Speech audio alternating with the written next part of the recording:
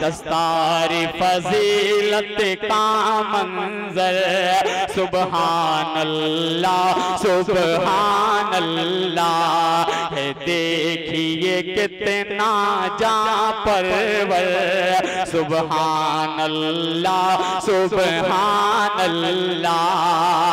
حفاظ کا درجہ کیا کہیے، ہے ان کا جو رتبہ کیا کہیے، حفاظ کا درجہ کیا کہیے، ہے ان کا جو رتبہ کیا کہیے، مولا کے یہاں رو۔ الحمدللہ رب العالمین والعاقبۃ للمتقین، والصلاة والسلام على سید المرسلین وعلى آلہ الطیبین الطاہرین الہادیین المہدیین ومن تبعهم بإحسان إلى يوم الدین۔ اعوذ باللہ من الشیطان الرجیم، بسم اللہ الرحمن الرحیم۔ قل رب زدنی علما، اللہم انی اعوذ بک من علم لا ينفع۔ حضرات گرامی، کہیں آگ لگ جائے، کہیں بھگدڑ مچ جائے، اور یہ معلوم کرنا ہو کہ اس کے اسباب کیا ہیں، تو خفیہ محکمے کے لوگ آتے ہیں، اور جہاں آگ کے نشانات بھی نہیں، بھگدڑ میں مرنے والوں کے نشانات بھی نہیں، لیکن وہاں ایسے پاؤڈر اور اس طرح کی چیزیں چھڑکنے کے بعد، کیمیکل کا استعمال کرنے کے بعد وہ محسوس کر لیں گے، پتہ لگا لیں گے کہ یہاں حادثہ کیسے ہوا، کن لوگوں کے ہاتھ ہیں۔ تو ان آثار کو ہمارا خفیہ محکمہ محسوس کر لیتا ہے، تو ہم محسوس کر پائیں یا نہ کر پائیں، اس کا بھی ایک تأثر ہے، اثرات ہیں۔ فتح پور کی اس فضا میں حضرت شاہ وسیع اللہ رحمت اللہ علیہ نے جو قرآن کی تلاوتیں کی ہیں، جو احادیث کے درس دیے ہیں، جو روح المعانی جیسی عظیم تفسیر پڑھ پڑھ کے لوگوں کو سنایا ہے، وہ آوازیں، وہ اصوات، اس کے اثرات ان فضاؤں میں آج بھی گونج رہے ہیں، اور اس کا سکون، اس کے بہتر اثرات موجود ہیں۔ یہ شاہ وسیع اللہ، ان کے شیخ محترم حضرت تھانوی، ان کے شیخ محترم حاجی امداد اللہ، اور یہ سلسلہ چلتے چلتے ان سارے ناموں کو ہم عزت کی نگاہ سے کیوں دیکھتے ہیں؟ اس لیے کہ یہ کڑی ایک سنہری کڑی ہے اور جاتی ہے محمد عربی صلی اللہ علیہ وسلم تک۔ تو چونکہ شاہ وسیع اللہ کا سلسلہ جڑ رہا ہے محمد عربی سے، اس واسطے شاہ وسیع اللہ بھی قابل قدر، تھانوی بھی قابل قدر، حسین احمد مدنی بھی قابل قدر۔ یہ اسلاف جن کی ہم باتیں مانتے ہیں وہ قابل قدر کیوں ہیں؟ ان کے اندر کوئی جوہر نہیں ہے، چونکہ انہوں نے ایک آئیڈیل، ایک نمونہ جس کو قرآن اسوہ کہتا ہے، ان کے مطابق زندگی گزاری ہے، اور ہم نے دین انہی سے سیکھا ہے۔ الدین النقل، دین سراپا نقل ہے۔ ہم نے نماز سیکھی اپنی والدہ سے، والدہ محترمہ نے عشاء کی نماز ہمیں 17 رکعتیں سکھائیں۔ اے ہونے والے اب بلکہ ہو گئے، اے مفتیوں اور اے حافظوں اور اے عالموں، آپ عشاء کی 13 رکعت پڑھتے ہیں نماز، 17 رکعت سکھائی گئی۔ حضرت مولانا عبدالحق صاحب جگدیش پور کے دارالعلوم دیوبند کے شیخ ثانی یعنی صحیح البخاری جلد ثانی پڑھانے والے ایک بڑے عالم دین سے پوچھتے ہیں کہ عشاء سے پہلے جو سنت ہے اس کا ثبوت کہاں؟ ان عالم صاحب نے کہا ساری حدیث کی کتابوں میں ہے۔ مولانا عبدالحق صاحب نے کہا ایک کتاب کا نام لے دیجئے، اتفاق سے ان کے ذہن میں نہیں آیا، تو مولانا عبدالحق صاحب نے بتایا کہ حدیث ہے کہ ہر اذان اور اقامت کے بیچ نماز ہے۔ اس حدیث سے ثابت ہوتا ہے کہ عشاء سے پہلے سنت ہے، تو 17 رکعتیں سنت ہے، یہ ہے نقل۔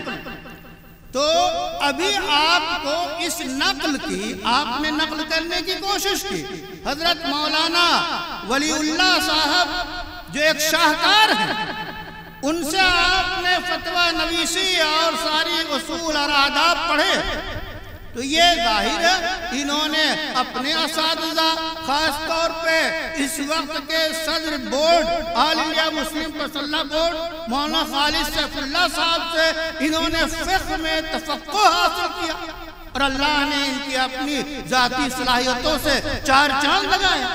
آج وہ چاند یہاں انوار علوم میں علوم کے انوار بکھیر رہا ہے، اللہ قبول فرمائے۔ تو یہ حیثیت ہے الدین النقل۔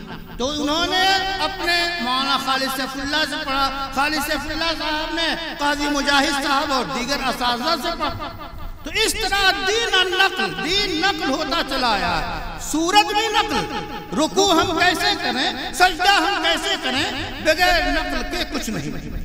اسی نقل کے لیے، ثبوت کے لیے، جیسا کہ بان السعاد فقلب اليوم مطبول، جب یہ قصیدہ پڑھا گیا رسول اللہ کی خدمت میں تو آپ نے چادر عطا فرمائی۔ یہ چادر عطا فرمانا ثبوت ہے کہ نبی کی مدح کی، اور اس کا ایک ثبوت اسے مل جاتا ہے۔ تو یہ دستار مبارک ہو آپ کو، جو کہ ثبوت کے طور پہ ہمارے سلسلے میں اور علماء کے ہاں یہ رائج ہے کہ حفاظ کی دستار بندی، علماء کی دستار بندی، اور آپ کے مفتیان کرام کی دستار بندی۔ یہ طریقہ آپ ہی سے لیا گیا یا کہاں سے لیا گیا؟ جو لوگ پی ایچ ڈی کی ڈگری لیتے ہیں، اس وقت کا جو منظر آپ نے دیکھا ہوگا، جیسے کہ پائلٹ کی طرح ایک اوپر سے سایہ ہے اور لباس ہے، وہ بھی رسم کے پابند ہے۔ ہماری یہ رسم کی پوری رسول اللہ صلی اللہ علیہ وسلم تک ہماری سند پہنچتی ہے، تو آپ کو لکھ کر سند دی جائے، دستار کی شکل میں دی جائے، یا آپ کے وہ جبے جو ٹخنے سے اوپر ہو وہ دیے جائیں، یہ سب جو ہے نقل ہے اور اس کی شہادت ہے۔ آج آپ کو شہادت دی جا رہی ہے۔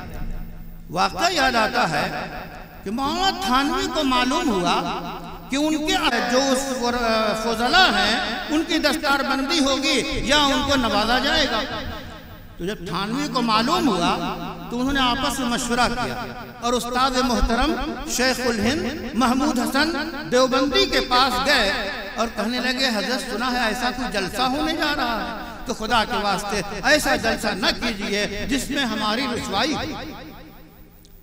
شیخ الہند کو یہ تواضع ایسے پسند آئی، کہنے لگے ہم تو اس جلسے میں اعلان کریں گے کہ یہ علماء ہم نے تیار کیے ہیں، جس کو جو پوچھنا ہو ان سے پوچھ لیں۔ تو یہ سند عطا ہوتی ہے اساتذہ کی طرف سے۔ تو بہرحال آپ حضرات حاملین علم ہیں۔ علم کیا ہے؟ علم کی اگر کوئی تقسیم ہو سکتی ہے تو 2۔ علم کیا ہے؟ قرآن کہتا ہے اعوذ باللہ من الشیطان الرجیم وَعَلَّمَ آدَمَ الْأَسْمَاءَ كُلَّهَا، اللہ نے آدم کو سارے نام سکھا دیے۔ صبح میں تفسیر تبری پڑھ رہا تھا، اس میں اتنی تفصیل لکھی انہوں نے کہ نام میں کیا مراد ہے، یعنی رہتی دنیا تک جتنی چیزیں آنے والی ہیں ان کے نام، ان کے خواص، ان کے امتیازات، اور وہ کیا کیا کن چیزوں کے لیے استعمال ہوں گی، یہ سب آدم علیہ السلام کو بتا دیا گیا، اور آدم علیہ السلام سے منتقل ہوتے ہوئے ان کی نسل میں یہ چیزیں ہیں اور منتقل ہوتی رہیں گی۔ وَعَلَّمَ آدَمَ الْأَسْمَاءَ، تو سارے اسماء، سارے خواص، نام، حتیٰ کہ آسمان کے آسمان، زمین اور چاند، تارے اور سارے کے سارے نام سکھا دیے گئے۔ تو سارے علوم रसूलुल्लाह सल्लल्लाहु अलैहि वसल्लम फरमाते हैं उतीतु इल्म अल-अव्वलीन वल-आखिरीन, अगलों और पिछलों सबका इल्म मुझे दिया गया। इस इल्म में बड़ी वुसअत है। जो चीज जिस चीज से पर्दा उठ जाए आपको उसका इल्म हो गया। तो इल्म जो है दीन का हो या दुनिया का हो, ये तकसीम नहीं, इल्म इकाई है। अगर तकसीम है तो इल्म नाफे और इल्म गैर नाफे। रसूलुल्लाह सल्लल्लाहु अलैहि वसल्लम ने पनाह मांगी है उस इल्म से जो नफा ना दे। बहुत बड़ी दुआ है ये, छोटा सा लफ्ज है, रब्बे कायनात से रसूलुल्लाह सल्लल्लाहु अलैहि वसल्लम दुआ कर रहे हैं, मिन इल्म ला यनफा, ऐसा इल्म जो फायदा न पहुंचाए उससे हमें महफूज रखिए। अब जो इल्म नुकसान पहुंचाता हो उसका क्या हाल होए? वही हाल होए कि गज़ा में मासूम बच्चों को, औरतों को, मासूम लोगों को, निहत्थों को कितने महंगे महंगे उन हथियारों से जिनके बनाने उनके चलाने का इल्म उन लोगों के पास है, उन्होंने मिसयूज किया और इंसानियत के लिए ये मुज़र बन गए।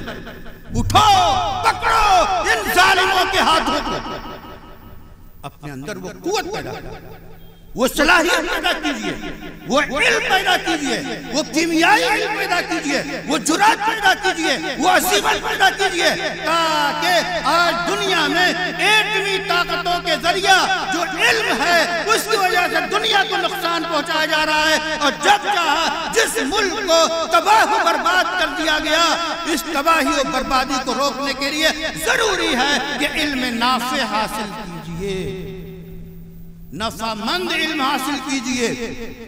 आप मौलवी हैं तो इसका मतलब ये नहीं है कि मकतब की चहारदीवारी में वो आपकी जरूरत है। गेट कीपर और चौकीदार एक जरूरत है, वहां रहेगा वो, और स्टेज पे बैठने वाले भी चाहिए।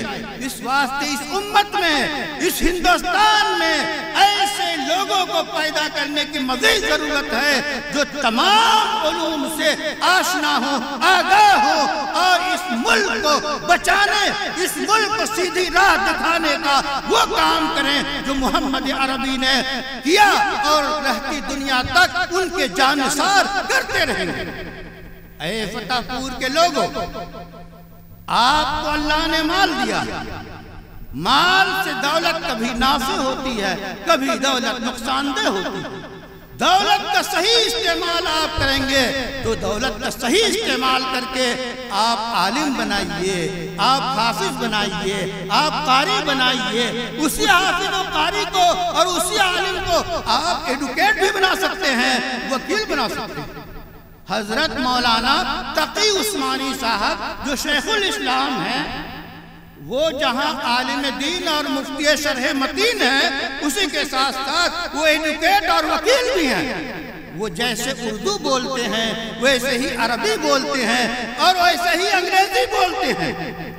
ऐ लोगों, इस हिंदुस्तान में और तमाम उन ममालिक में जहां मुसलमानों का इक़्तिदार रहा है, उस वक्त उलमा काजी होते थे, जज होते थे, सदर होते थे और सारे ओहदों पे ये उलमा फाइज थे। अंग्रेजों ने ये चाल चली कि इन लोगों को दीन के और नाफे इल्म से दूर करो, अपनी अदाएं इनको सिखाओ और सूटेड बूटेड इनको करो और इनके फिक्र को बदलो। आज आलम इस्लाम के बेशतर जो रहनुमा हैं वो कहाँ के पड़े हुए हैं? यूरोपियन दरगाहों के पड़े हुए हैं। इस वास्ते तबाही मची हुई है। ऐ दीनदारों, ऐ मुसलमानों, ऐ मिल्लत इस्लामिया के शहबाजों, खड़े हो जाओ और उम्मत की तैयारी करो और वो इल्म हासिल करो जो ये अनवारे उलूम को फैलाओ। क्या बात है कि आज पार्लियामान ऐसे कानून पास कर रहा है जिसको हम नहीं चाहते।